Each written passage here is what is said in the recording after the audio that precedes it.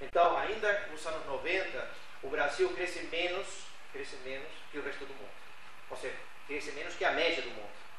Isso aconteceu no ano passado também. Não? O Brasil cresceu quase 5% no ano passado, 2004. E pelo menos o país emergente está crescendo muito mais que isso, 6,5%.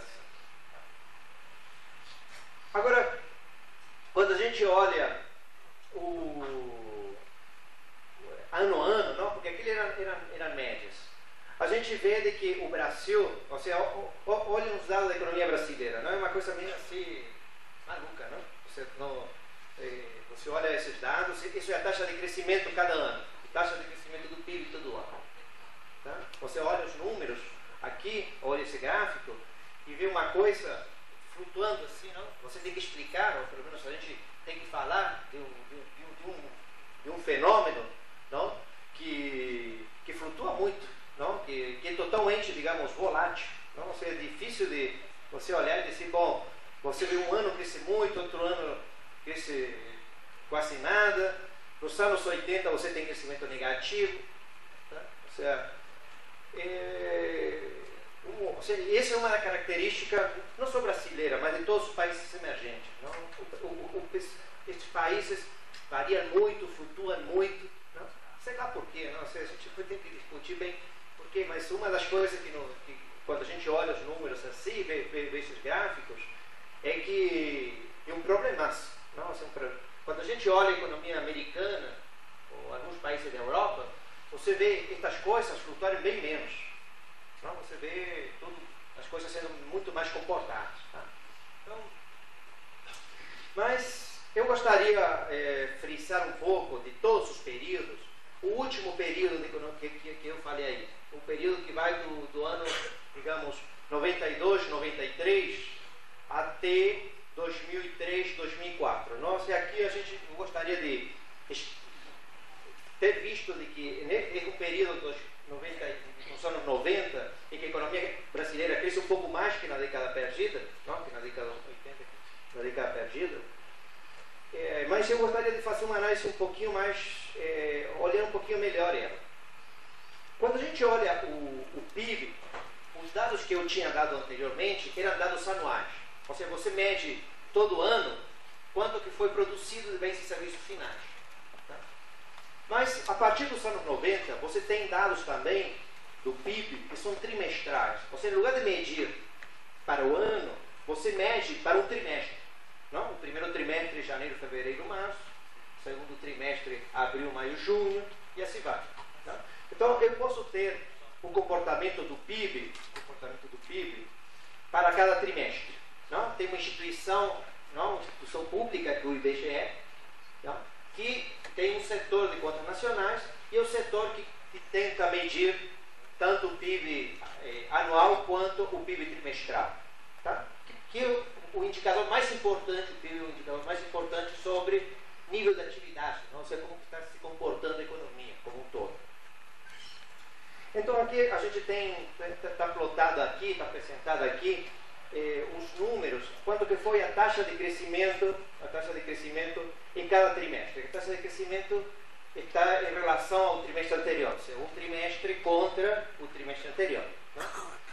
E esse número depois está sendo anualizado. Ou seja, porque é um trimestre contra o trimestre anterior, quando cresce um trimestre, aí você tem que levar a uma potência quarta, não? Porque tem que multiplicar por 4, e com isso você encontra as taxas de crescimentos anualizadas. Quando a gente olha os anos 90, não, numa época em que o PIB está crescendo 2,7% ao ano, a gente olha de que a economia cresce bem, ou seja, vocês veem que aqui está crescendo a taxa de 10%, não? 10%, 6%, 7%, aqui está crescendo a mais de 15%. Não? São números muito altos aqui, são números bastante elevados. Tá? Aqui na segunda metade da década tem números um pouco mais baixos, mas você vê que tem um monte de pauzinhos positivos. São meses em que a economia, ou trimestres, em que a economia cresce a taxas positivas. Ou seja, tem uma expansão do nível de atividade.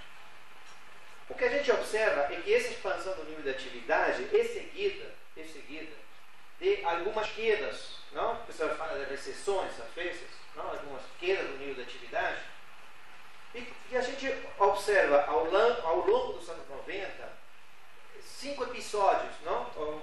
90 e começo do ano 2000, 5 episódios de queda de nível de atividade.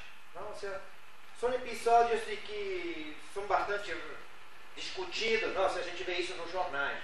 Tá? O primeiro episódio aconteceu no primeiro trimestre de 95. O pessoal chamou ele de efeito tequila. O efeito tequila, a economia brasileira tinha feito o plano real. O plano real aconteceu no 1º de julho de 94. E olha o que aconteceu com o PIB. Não? A economia começou a disparar, teve um crescimento muito intenso. Não? Mas no final do ano 94 e começo do ano 95, a gente teve um problema, uma crise cambial no México. Não? Uma crise, teve um ataque especulativo para o México. E o México foi obrigado a deixar que o peso mexicano flutuasse. Uma crise cambial. Não? Teve um ataque especulativo, pessoas foram lá no México, não? Venderam os pesos, compraram dólares. Tá? E o México, que tinha um câmbio fixo, teve que deixar flutuar e, bom, deu um problemaço lá, um problemaço grave, um problemaço importante, cambial, e criou uma forte recessão no México. O problema foi de que essa crise mexicana, por algum mecanismo, se contagiou outros países emergentes, ou seja, investidores internacionais, investidores globalizados, que estavam no Brasil, venderam também os títulos brasileiros, compraram dólares aqui no Brasil, ou venderam os títulos brasileiros lá em Nova York, tá? E criou uma crise de confiança na economia brasileira. Essa crise de confiança foi mortal, porque a economia, digamos, por um problema que não era nem nosso, não? Era um problema que não tinha nada a ver com o Brasil, não? Um problema associado à economia mexicana, mas no mundo globalizado, não? Criou uma espécie de contágio e criou uma recessão que durou dois trimestres, nos 2 primeiros trimestres. Depois teve uma recuperação, não? Uma espécie de, aqui, final de 95, 96, foi uma espécie de anos bons para a economia brasileira. Não? Foram anos bastante bons, um céu de brigadeiro, o pessoal falava aqui. Mas no segundo semestre de 97, começaram a aparecer problemas em outra região do mundo, não? Que era o Sudeste Asiático. Não? Dia 2 de julho apareceu um problema na Tailândia, não? Depois teve um problema na Coreia, não? Um problema na Indonésia, problema na Malásia, não? E finalmente um problema em Hong Kong. Não, isso foi do mês de julho até o mês de outubro de 97. O pessoal chamou isso, essa crise, da crise asiática também. Foi uma crise, em algum sentido, parecida com a mexicana. Foram ataques especulativos contra aqueles países. Isso também criou um contágio no final de 97, que provocou uma recessão no último trimestre de 97. Uma crise, um choque. A economia se recuperou em 98 um pouco, no primeiro trimestre, mas imediatamente depois teve uma crise em outra parte do mundo, que era a Rússia. A Rússia, não? Ou seja, também teve problemas especulativos, lá teve um problema da dívida pública russa, não? Os russos declararam uma moratória, um default da dívida em agosto de 98, e novamente isso contagiou todos os países emergentes, não? A crise russa.